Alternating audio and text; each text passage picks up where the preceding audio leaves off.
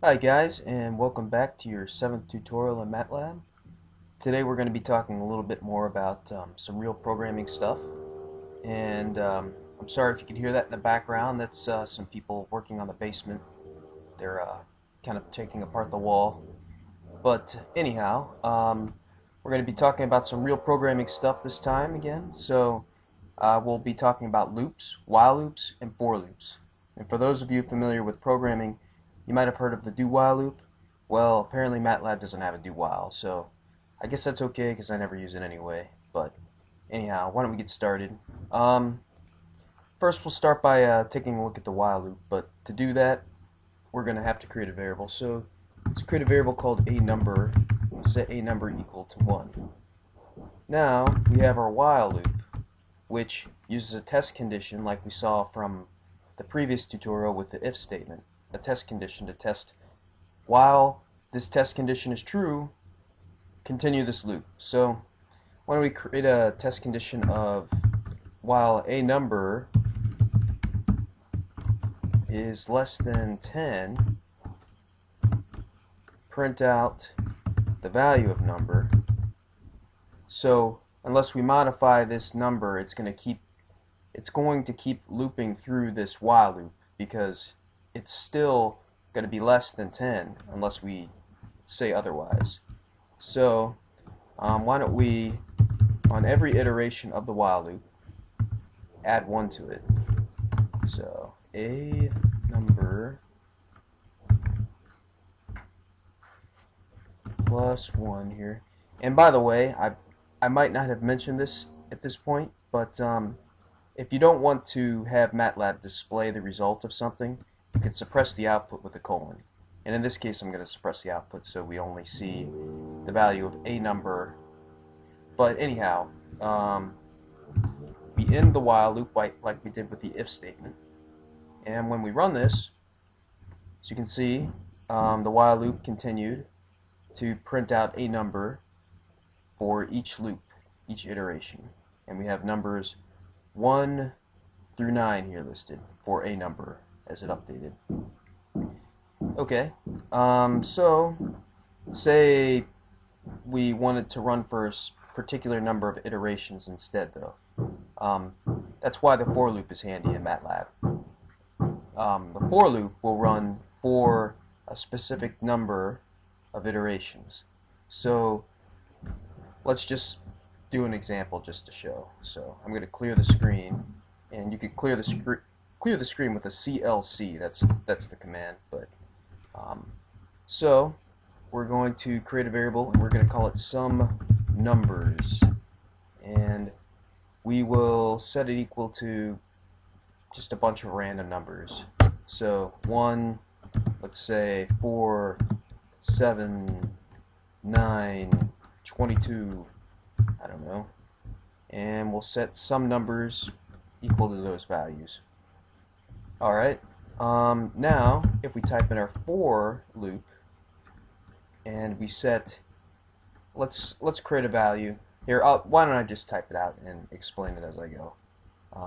An element. We'll create a variable called an element and set that equal to some numbers. So the format for the test condition within a for is that every element within some numbers, or the variable on the right hand side of the equals, will be set for each iteration to an element. So the element will have with each iteration the next value in some numbers. So let's see what happens when we type this out. Try to print out an element for each iteration, and we again end it with our end command in the for loop with an end, and we run this, and we should get each element within some numbers. So that should be 1, 4, 7, 9, 22. And that's in fact what we get. So oh, that's a relief. Okay, it worked. Good. Alright, but anyhow, we can also do this for elements within a string, for example.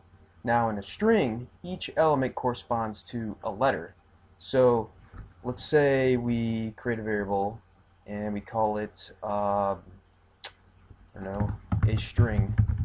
Let's very original. But I'm gonna make the string holy cow, I guess, because this is the something cow website, right? So yep, that's a string there, and we build our for loop here again. So this time we'll put an element equals a string,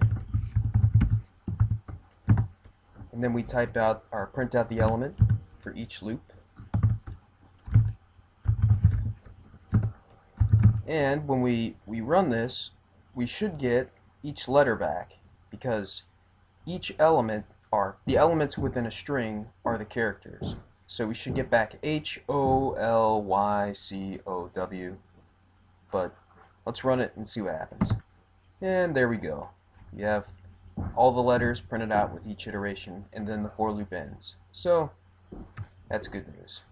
Anyhow, there's one last thing I want to show you before I go, and in this tutorial we're gonna conclude with bringing in the continue and the break commands.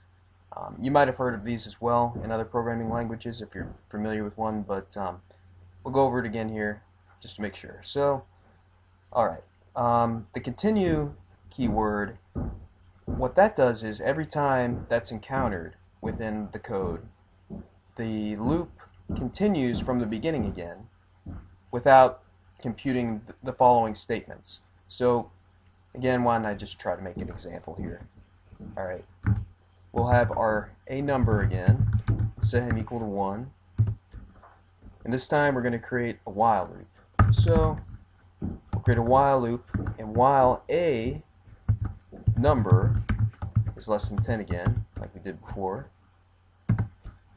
and inside we're going to put an if statement. So if a number equals 5, remember the double equals sign, then what we want to do is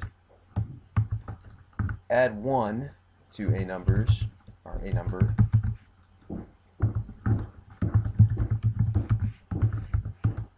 suppress the output, and then continue without printing anything out. Alright, and we end our if statement,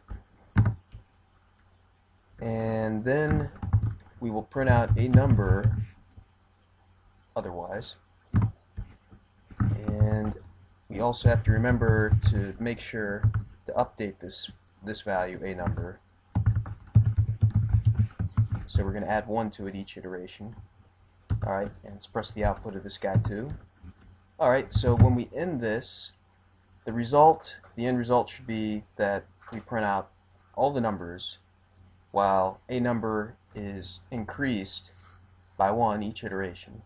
We should print them all out except when a number is equal to 5. In that case, we're going to continue the while loop and avoid printing out the number. So let's see what happens. Alright, and you can see here we have 1, 2, 3, 4, 6, 7, 8, 9. So since we said we wanted to continue when a number was equal to 5, we didn't print out the value of 5. Well, why don't we take a look now at the break statement. So basically the same thing will happen, except instead of continuing with the next iteration, the next loop, what we're going to do is we're going to actually break out of the while loop. So all these other numbers after here, or right here, 6 through 9, shouldn't appear. So let's see if that's what happens. I'm just going to press the up arrow a whole bunch of times and do this again. Or, yeah, okay. Well, we need to make sure we set a number to 1 again. So here's our while. If, let's see,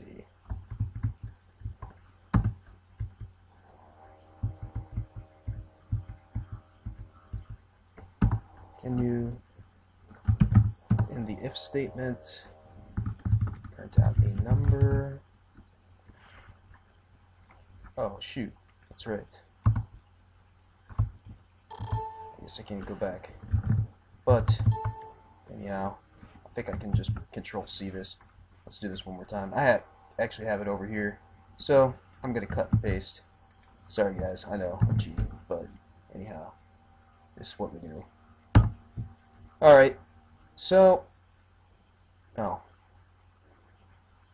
I didn't even continue again. Let's try that one more time. One more time. Alright. So here's our code again, and this time we have a break instead of a continue, and we should break out once a number equals 5. So we print out numbers 1 through 4, and then we exit the while loop once we have a 5 because we have our break. In any case, this is the end of this tutorial. Yeah, I made a mistake, but what are you gonna do? So anyhow, I'll see you in the next one.